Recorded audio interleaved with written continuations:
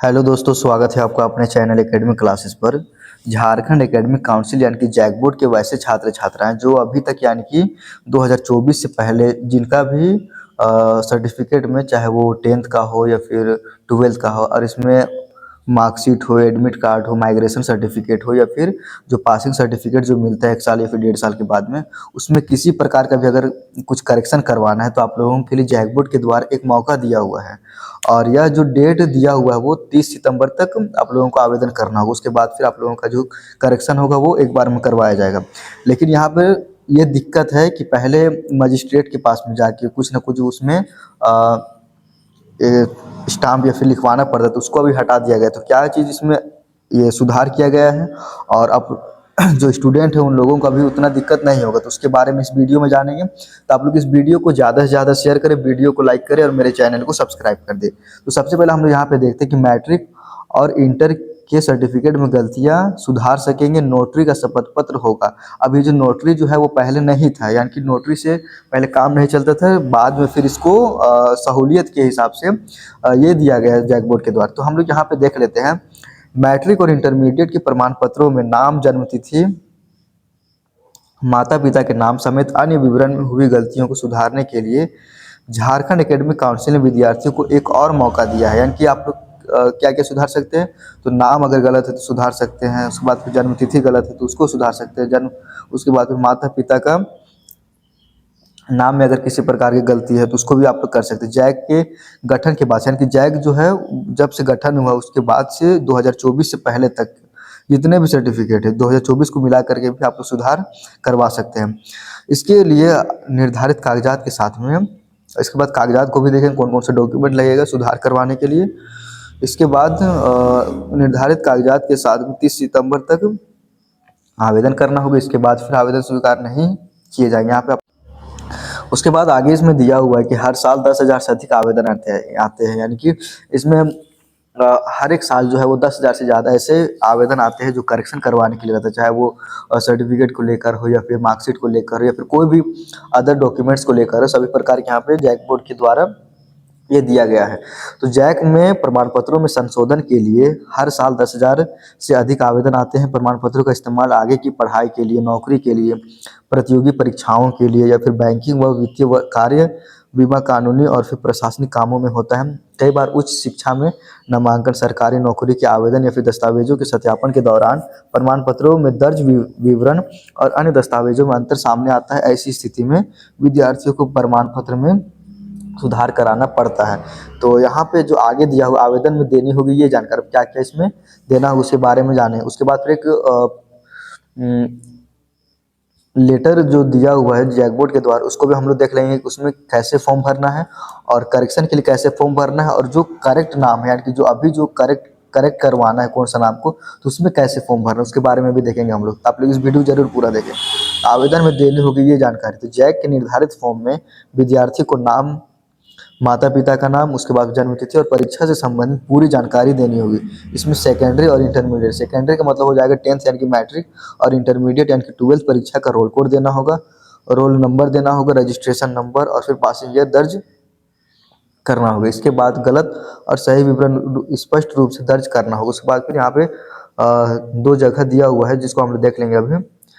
आवेदन में संशोधन का उद्देश्य भी बताना होगा, मतलब किस उद्देश्य से आवेदन में संशोधन करवा रहे हैं उसको भी बताना होगा। विद्यार्थियों को संबंधित वैध दस्तावेजों के आधार पर संशोधन का दावा करना होगा, यानी कि जो भी वैलिड जो दस्तावेज रहेगा उसी के आधार पर यहाँ पे संशोधन करवा।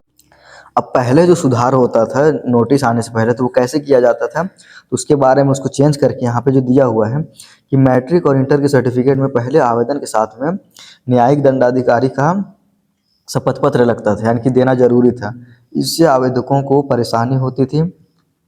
अब जैक ने नोटरी पब्लिक से जारी शपथ पत्र देने की सुविधा दी, यानी कि अब नोटरी से भी काम चल जाएगा, जो कचहरी में बनता है कोर्ट में बन जाएगा आप लोगों को। यानी आवेदकों को आवेदन के लिए के साथ में न्यायिक दंडाधिकारी के बजाय सिर्फ नोटरी पब्लिक का शपथ पत्र देना होगा। अब इसका हम लोग जानेंगे कि इसका जैसे ये जो नोटिस जारी किया गया है जैक बोर्ड के द्वारा, तो उसी को यहाँ पे दिखाया गया है। यहाँ पे जो जुडिशल जो मजिस्ट्रेट के पास में जो शपथ पत्र लगता है तो वो अब नहीं लगेगा, अब नोटरी से भी आप लोग करवा सकते हैं। जैसे यहाँ पे दिया मामले की गंभीरता को देखते हुए छात्र हित में विज्ञप्ति संख्या 44/2026 में आंशिक संशोधन करते हुए निर्णय लिया गया है कि संशोधन संबंधी आवेदन के साथ में निम्न प्रपत्र में नोटरी पब्लिक द्वारा निर्गत शपथ पत्र ही मान्य होगा। जो नोटरी जो होगा उसमें आप लोग ऐसे फॉर्म भरेंगे, उसको हम लोग यहाँ पे देख लेते हैं। तो यहाँ पे आई के बाद लिखा हुआ होगा, जो खाली स्थान दिया उसमें अपना नाम भरना है। उसके बाद फिर इसमें इसमें फादर्स नेम भरना है। उसके बाद रेजिडेंट ऑफ झारखंड या फिर इंडिया करना होगा। उसके बाद फिर यहाँ पे I am requesting to correct in my data as below mention detail. यहाँ पे बेसिक इन्फॉर्मेशन भरना होगा, जैसे नाम, father's name, mother's name, date of birth, examination, appearing details. यहाँ पे जो आप लोगों को जिसको भी करेक्ट करना है उसको आप लोग यहाँ पे ये टिक कर लेंगे।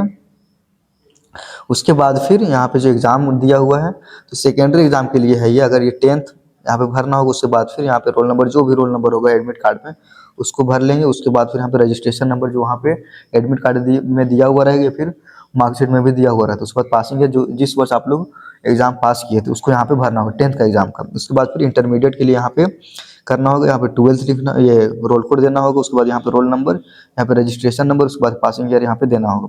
फिर अदर अगर कोई है तो इसमें यहाँ पे करना, जैसे कि मदरसा हुआ उसका, या फिर मध्यमा को लेकर है तो उसको भी आप लोग यहाँ पे कर सकते हैं। अब हम लोग आगे बात करते हैं डिटेल्स ऑफ रिक्वायर्ड करेक्शन। अब क्या करेक्शन करना होगा तो उसको यहाँ पे कैसे भरना है। तो जो आप लोग यहाँ पे देख सकते हैं सीरियल नंबर 1 में correction in field name, date of birth, father's name, mother's name या फिर अदर्स। अगर यहाँ पे जैसे यहाँ पे नाम को भरना है, क्या फिर नाम में दिक्कत हुआ है तो यहाँ पे नाम भर लीजिएगा। उसके बाद रॉन्ग डाटा जो अभी जो एडमिट कार्ड या फिर मार्कशीट में है उसको यहाँ पे भरना है, क्योंकि वो तो रॉन्ग हो चुका है। जो भी यहाँ पे करेक्शन करवाना है उसको यहाँ पे भरना होगा, और जो सही करवाना है यानी कि रॉन्ग होने के बाद में जो करेक्ट करवाना है उसको यहाँ पे भरना होगा। जैसे एग्जाम्पल ले लेते हैं, जैसे मेरा नाम यहाँ पे रियाज है तो NAME नेम कर लेंगे यहाँ पे। उसके बाद फिर यहाँ पे रॉन्ग डाटा क्या है तो RSZ लिखा हुआ है, यानी कि रियाज को लेकर RSZ लिखा हुआ है। तो यहाँ पे जो रॉन्ग डाटा उसको यहाँ पे लिखना होगा। उसके बाद करेक्ट में यानी कि हमको क्या करना है तो रियाज करना है, तो REYAZ ऐसे करना होगा जो करेक्ट डाटा होगा। उसके बाद फिर आप लोग यहाँ पे अगर और किसी का कुछ अगर 2 या 2 से ज़्यादा हो सकता है गलती, तो उसको यहाँ पे भरना होगा सेकेंड नंबर में। उसके बाद हम लोग बात करते हैं यहाँ पर कि पर्पस ऑफ करेक्शन, यानी कि किस पर्पस आप लोग करेक्शन करवाना चाहते हैं, चाहे पढ़ाई को लेकर, नौकरी को लेकर हो या फिर विदेश जाने को लेकर, तो यहाँ पे आप लोग उसको भर लेंगे।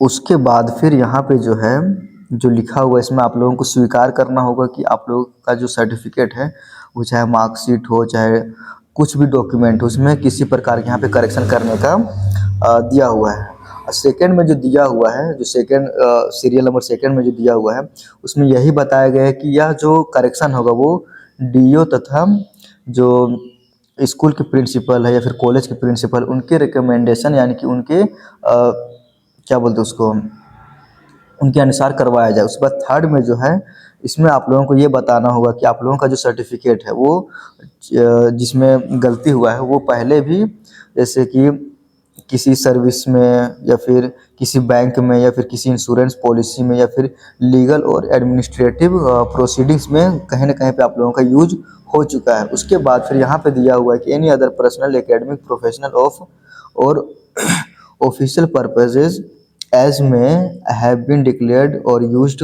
Bye me from time to time. यहाँ पे जो दिया हुआ है कि जो भी इसमें जो दिक्कत होगा उसका जिम्मेदार कौन होंगे, वो खुद होंगे। यहाँ पे जो आप लोग देख सकते हैं चौथा नंबर में।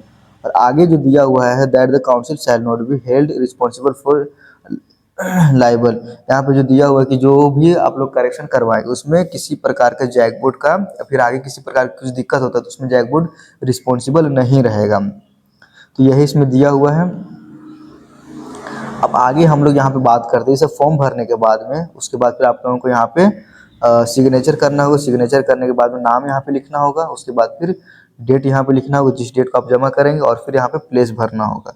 उसके बाद वेरिफिकेशन के नीचे में यहाँ पर verified date on this day यहाँ पे जो है वो आगे के द्वारा किया जाएगा। तो ये है अपडेट, आप लोग इसको ज़रूर ध्यान दें। और अगर किसी का कुछ करेक्शन हुआ है, अगर कोई नहीं भर पा रहे तो आप लोग कमेंट करें और इस वीडियो को ज़्यादा से ज़्यादा शेयर करें, वीडियो को लाइक करें, मेरे चैनल को सब्सक्राइब कर दें, क्योंकि इसमें जो है वो 30 सितंबर तक आप लोगों को टाइम दिया हुआ है। Thank you.